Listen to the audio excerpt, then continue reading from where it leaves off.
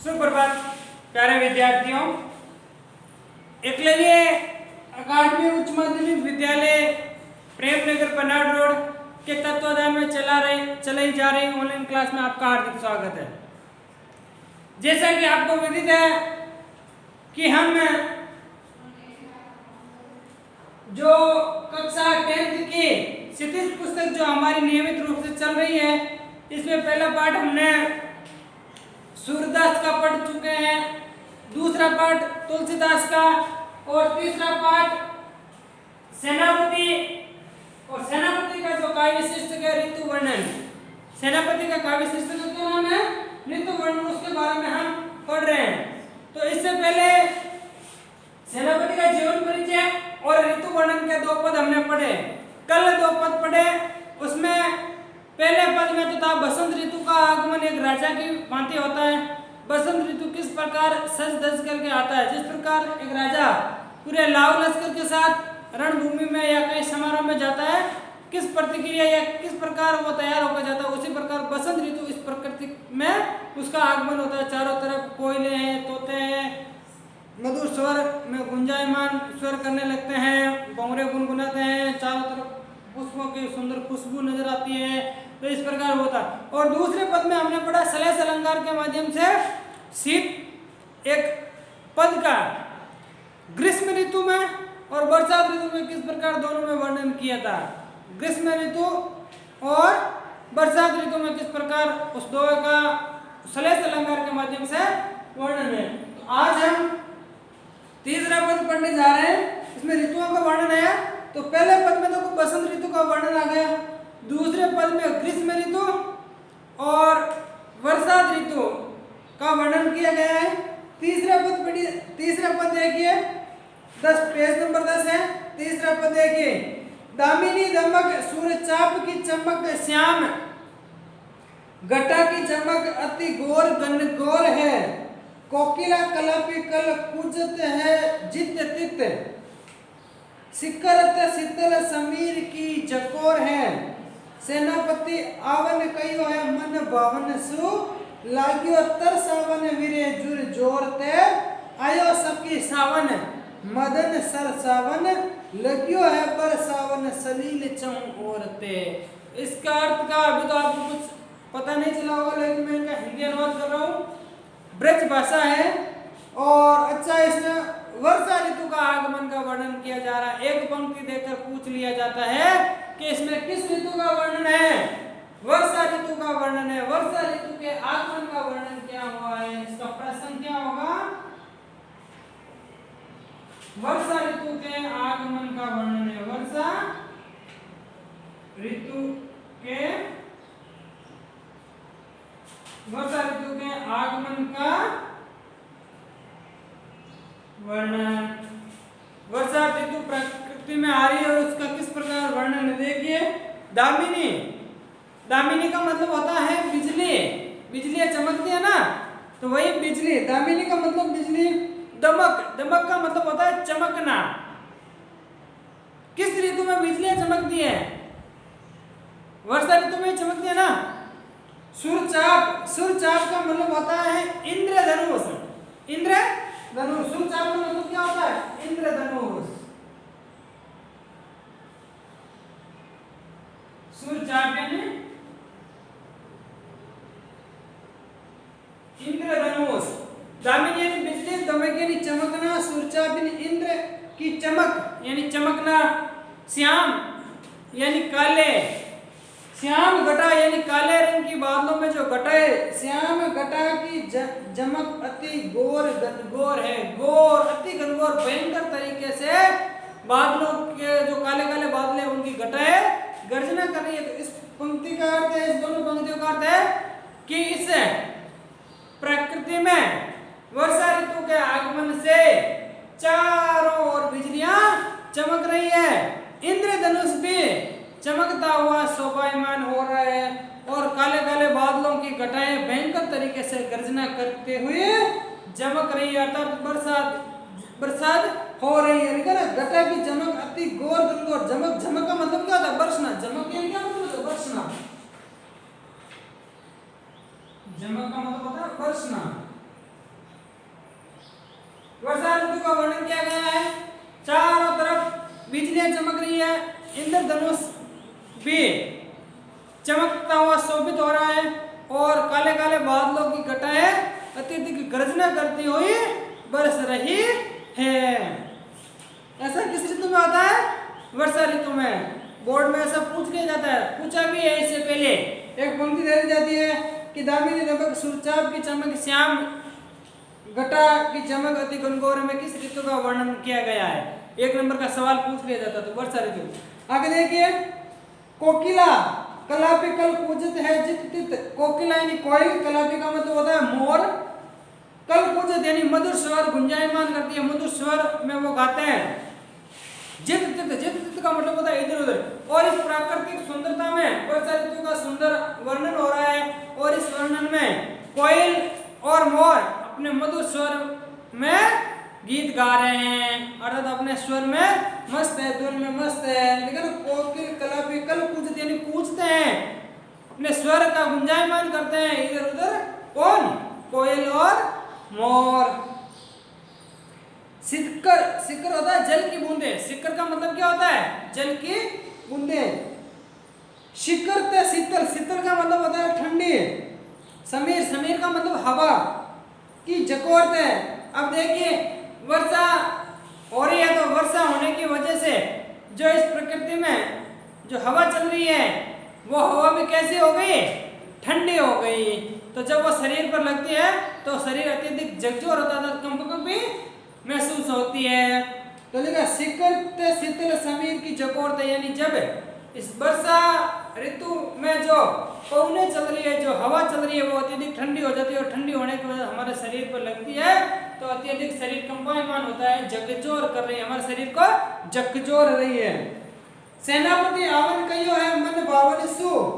अब इसमें सेनापति के वर्णनानुसार ये पंक्ति एक सखी है, एक सहेली दूसरी सहेली कैसे कह रही है? एक सखी अपनी दूसरी सखी से कह रही है। ये बात दो सखियों के बीच हो रही है। सखी अपनी दूसरी सखी से कह रही है कि क्या कह रही है? कि वर्षा ऋतु आ गई और वर्षा ऋतु में अपने जो मन भावने प्राण प्रिय प्रियतम वो नहीं आया, ठीक है ना। सेनापति के वर्णानुसार आवन कहियो, आवन के आने के लिए कहा है। किसने? मेरे पति ने आने के लिए, आने के लिए बसंत मतलब इस वर्षा ऋतु में आऊंगा। सखी अपनी दूसरी सखी से कह रही है कि आवन कहियो। कौन, किसने कहा आने के लिए? पति ने। आवन कहियो है मन भावन से, मन भावन यानी मन को भाने वाला। मन भावन किन के लिए आया? यहाँ अपने पति के लिए आया है। शैली अपने पति के लिए प्रयोग कर रही है। मन भावन सु लागियो, अब लग रहा है, क्या लग रहा है? तरसावन, तरसावन का मतलब होता है व्यतीत, दुखी।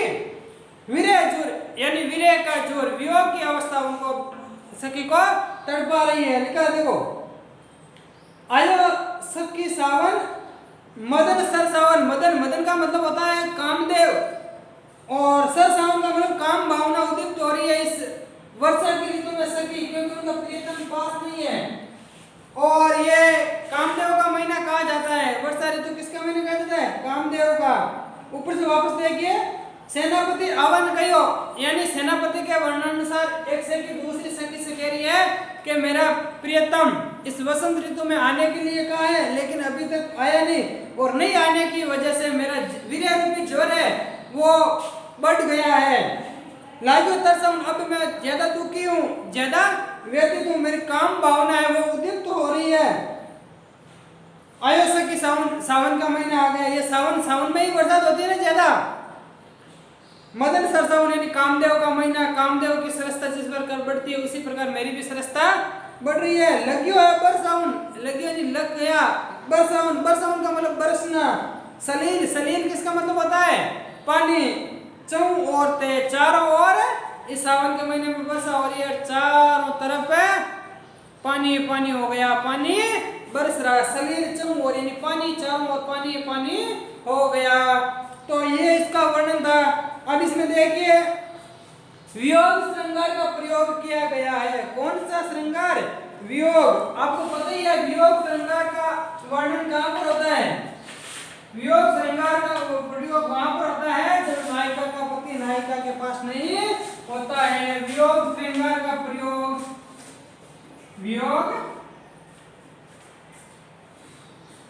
श्रृंगार,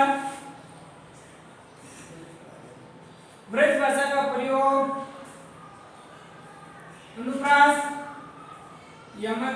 यमक अलंकार किसमें प्रयोग हुआ? देखो यमक किसमें लिखा, देखो एक तो आया है तर सावन और एक सर सावन। सावन दो बार है ना, तर सावन और सर सावन। तो यहाँ सावन एक ही शब्द का 2 बार प्रयोग किया जाए, दोनों ही बार अलग अर्थ हो, तो वहां पर यमक अलंकार का प्रयोग किया जाता है। छंद कौन सा है इसमें? कविता छंद का प्रयोग किया है।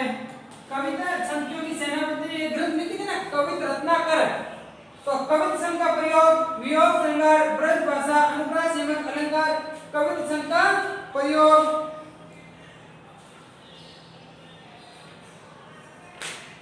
बस इसमें यही है आपका। और वर्षा ऋतु का सुंदर वर्णन, सुंदर वर्णन ये आपको जब से प्रश्न व्याख्या करोगे तो ये आपको विशेष में लिखना होगा। किसमें लिखोगे? विशेष में। अब इसका एक पद और बचा है, वो देख लीजिए। सबसे पहले वाले दो में वसंत ऋतु का, दूसरे पद में ग्रीष्म और मतलब वर्षा ऋतु दोनों का वर्णन है, तीसरे में ओनली सावन के महीने का वर्णन किया गया। अब चौथा देखिए पेज नंबर 12, ऊपर से ही पहला पद शुरू हो रहा है।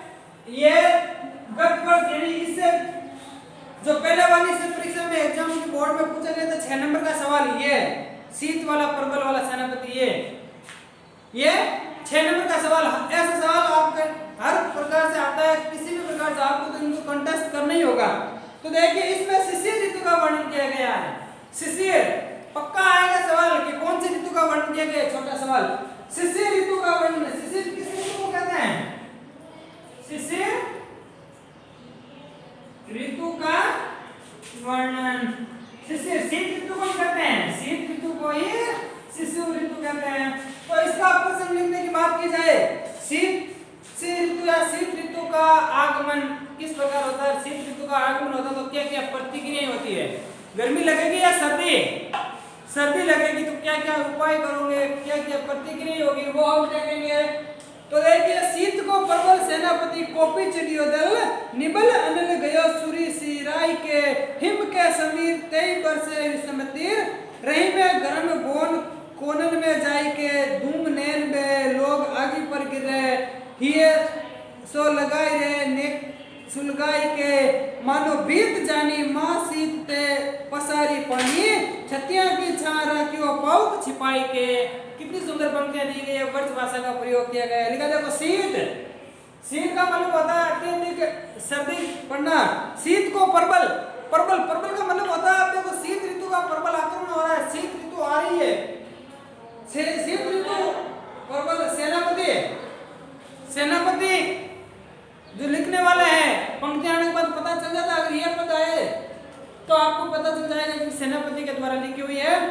शीत को प्रबल सेनापति कॉपी यानी क्रोध, गुस्सा, चढ़ियो दल, जिस प्रकार एक सेना का दल किस प्रकार लाव लश्कर के साथ आता है, सेना आती है ना सज धज करके अटैक करने के लिए आती, उसी प्रकार यहाँ शीत ऋतु का दल, शीत ऋतु का दल इस प्रकृति पर अटैक कर रहा है। शीत ऋतु का दल, शीत को प्रबल यानी शीत ऋतु का प्रकोप, सेनापति कॉपी चढ़ियो दल, सेनापति के वर्णानुसार शीत ऋतु का दल वो इस प्रकृति पर अपना प्रबल दावा जमा रहा है। निबल, निबल का मतलब होता है निर्बल, अनल, अनली की आग। देखो शीत ऋतु का इतना प्रकोप है, शीत ऋतु इतनी प्रबल गति से आ रही है कि जो निबल, निर्बल अनल यानी आग, आग भी क्या हो गई? निर्बल हो गई। संभव है क्या? अतिशयोक्ति अलंकार का वर्णन किया गया है। अतिशयोक्ति जहां बात को बढ़ा चढ़ाकर किया जाता है वहां अतिशयोक्ति अलंकार का वर्णन किया गया है। निबल अनल कहने का मतलब है आग भी निर्बल हो गई, निर्बल या निबल रहित हो गई। गयो सूर्य, सूर्य का मतलब होता है सूर्य, यहाँ पर ये हमारा शब्द है सूर्य, इसका मतलब होता है सूर्य। सियराई, सियराई का मतलब ठंडा केवल।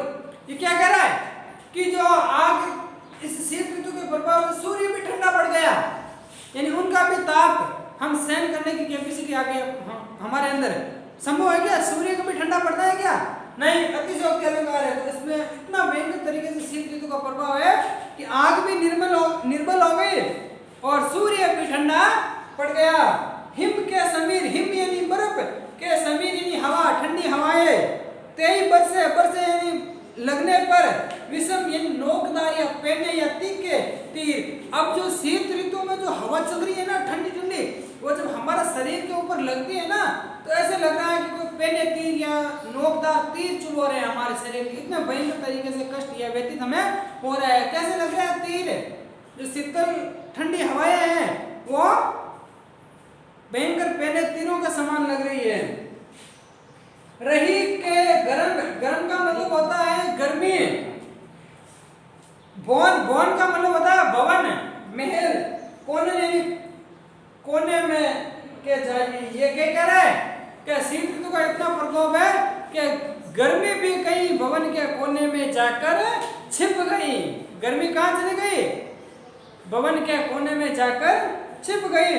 धूम नैन में, धूम यानी धुआं, नैन यानी आंखें पे, यानी धुएं की वजह से आंखों से पानी गिर रहा है। क्यों गिर रहा है, क्योंकि ज्यादा शीत ऋतु होती है। तो ग्रामीण इलाकों में देखा है आपने, शहरी इलाकों में देखा, लोग कुछ अलाव जलाकर उसके ऊपर बैठ जाते हैं, कुछ लकड़ियां जलाकर उस लकड़ियों को आग लगाकर चारों तरफ बैठ जाते हैं। तो चारों तरफ बैठने की वजह से जो लकड़ियों की वजह से, लकड़ियों के जलने से जो धुआं आता है, धुआं आंखों में चला जाता है। आंखों में चले जाने की वजह से आंखों से पानी आता है। यही कह रहा है कि धूम नैन में है, आंखों से पानी बरस रहा है। लोग आग पर गिर रहे हैं, आग यानी आग पर ऐसे गिर रहे हैं। देखा ना आपने, चारों तरफ बैठ करके अलाव जलाकर उनका आनंद ले रहे थे। ऐसे लग रहा है कि आग पर गिर रहे हैं, हाथ को पसार कर उनके ऊपर। हिये से लगाए, यानी देखो उस आग को हिये से लगा कर रखते हैं, झुके हुए रहते हैं। अरे नेकी सुलगाए, लगातार सुलगाते हुए, आग को लगातार सुलगाते हुए हिये को लगाए हुए रखते हैं। मानो, अब ऐसा क्यों करे, मानो है, मानो में कौन सा अलंकार होता है, उत्प्रेक्षा अलंकार। मानो बीत जाने, बीत का मतलब होता है डर, जानी यानी जान करके, महाशीत पसारी पानी, पसारी यानी फैलाकर, पानी का मतलब होता है हाथ। इसका मतलब है कि लोग इस डर से, क्या डर है कि कहीं आग ना बुझ जाए, शीत ऋतु के प्रभाव से आग ना बुझ जाए, इसलिए उस आग के ऊपर हाथ पसार कर बैठे हैं ताकि कहीं आग ना बुझाए। लिखा ना, मानो यानी ऐसा लगता है, बीत यानी डरकर, जानी यानी जानकर, महाशीत यानी शीत का महान ये महाप्रकोप से, पसारी पानी ने हाथ पसार कर आग के ऊपर रख रहे, ऐसा नहीं आग बुझ जाए। छतिया की छतिया यानी छाते की छां में, पाओ यानी आग छिपाए, आग को छिपा करके रखा है। कितना अतिशयोक्तिपूर्ण वर्णन किया गया है इनका। तो यही तुम्हारा पता है, इसमें शीत ऋतु का वर्णन किया हुआ है, शीत ऋतु का वर्णन किया हुआ है। और शीत ऋतु के प्रभाव से क्या क्या प्रतिक्रिया होती है, इसमें यही वर्णन है। अतिशयोक्ति अलंकार, अनुप्रास, तो अनुप्रास तो कहीं पर भी आ जाएगा। धूम नैन में, मानो बीत जानी, छतिया, इसमें मानो यानी उत्प्रेक्षा अलंकार है। मानवीकरण अलंकार एक और इसमें आया है। मानवीकरण यानी कोई निर्जीव जड़ तत्वों पर मानव का आरोप लगा दिया जाता है। तो वहां पर देखो, अब गर्मी कोने में जाकर छिप गई है। कोने में जाकर तो कौन छिपते हैं, मनुष्य छिपते हैं। गर्मी कब कोने में जाकर छिपती है, तो ये निर्जीव है गर्मी, और गर्मी को कोने में जाकर छिपाया। जैसे और इनके एग्जाम्पल में बता रहा हूँ, जैसे ताजमहल रो रहा है। अब ताजमहल कभी रोता है क्या, पत्थर हंस रहा है, पत्थर हंसता नहीं है ना। इस प्रकार शब्द आते हैं, तो वहां मानवीकरण अलंकार होता है। तो अनुप्रास, उत्प्रेक्षा, मानवीकरण अलंकार, कवित्व छंद का प्रयोग हुआ है, ब्रज भाषा का प्रयोग हुआ है, और शिशिर ऋतु का सुंदर वर्णन होने की वजह से प्रकृति में शीत ऋतु का प्रकोप से लोगों में एक भय का माहौल पैदा हो जाता है। इस प्रकार इनका वर्णन है। इनका गृह कार्य आपको इससे पहले भी मिल गया और इसके भी मिल जाएंगे। तो इस कविता के सेनापति का जीवन परिचय लिखना है, चारों पदों की सप्रसंग व्याख्या करनी है, फिर इनके प्रश्न आपको मिल जाएंगे, तो वो आपको करेंगे। इसके बाद हम देव पाठ पढ़ेंगे। देव पाठ के बाद में हम गद्य भाग लेंगे। तो आज के लिए आपका यही काम था।